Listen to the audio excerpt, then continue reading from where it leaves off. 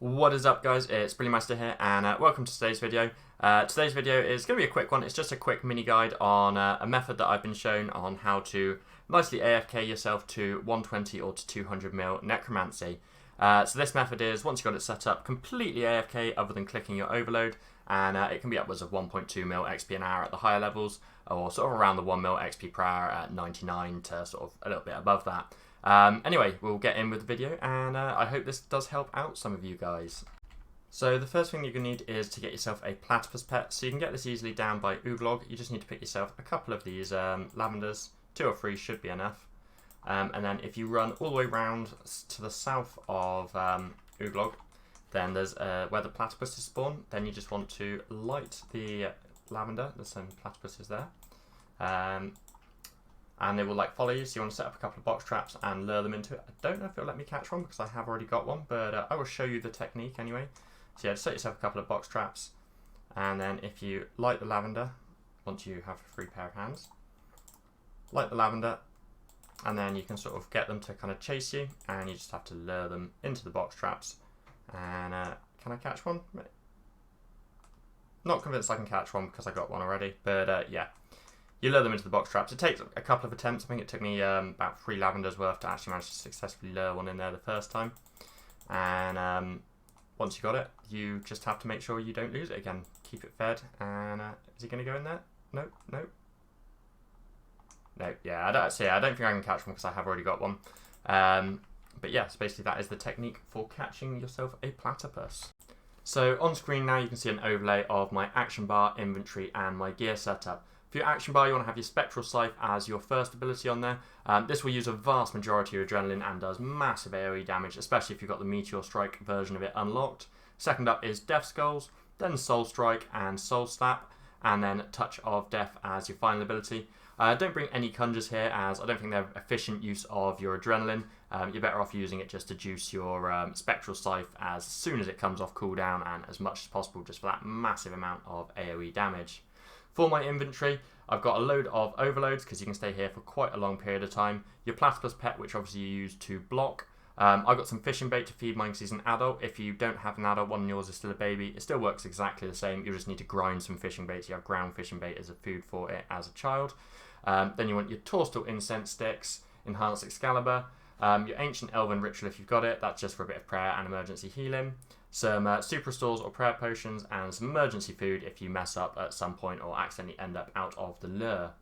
For my gear, I'm using a weird hybrid of tier 90 tank armor and the tier 70 power gear. This is not preferable, it's just what I have. Obviously, if you have the tier 90 power, use all of that.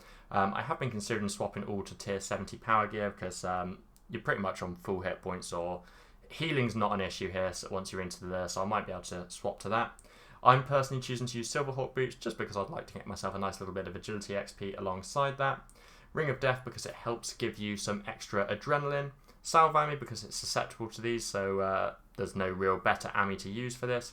And then either a God Book or Scripture. I've got Jas because I don't have the Wen Book. So the way to get to the Armoured Phantoms is either home teleport or use your Slayer Cape to teleport to the Raptor at Fort Frumfru. Then you want to run north past the people that are killing bound skeletons and enter the crypt.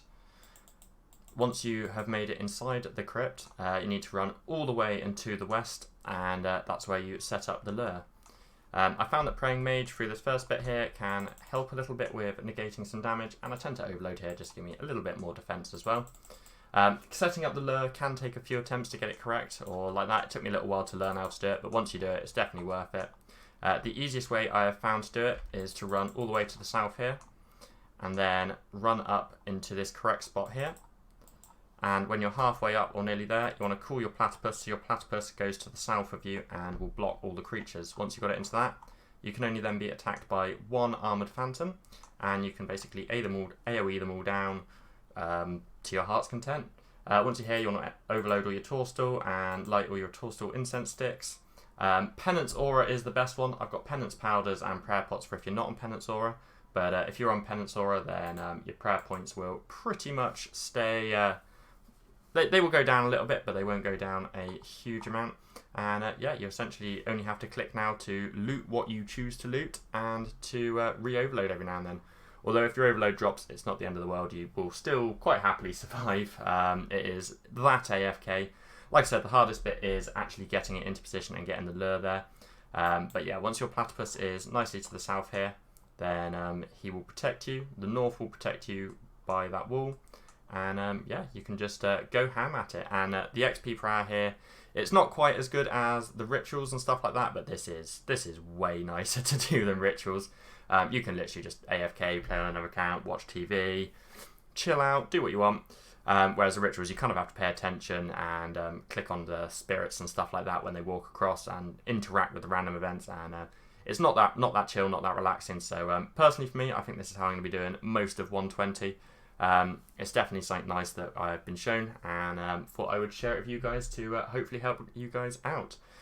If you did find this guide helpful in any way or something you didn't know, don't forget to drop a like on it, as it really helps me out. And drop a comment below if you have any other tips or tricks that might help with this method, or any other nice little AFK methods you have found or been working on to help yourself out with training necromancy to 120 or to 200 mil. Thank you very much for watching, guys, and until next time, see ya.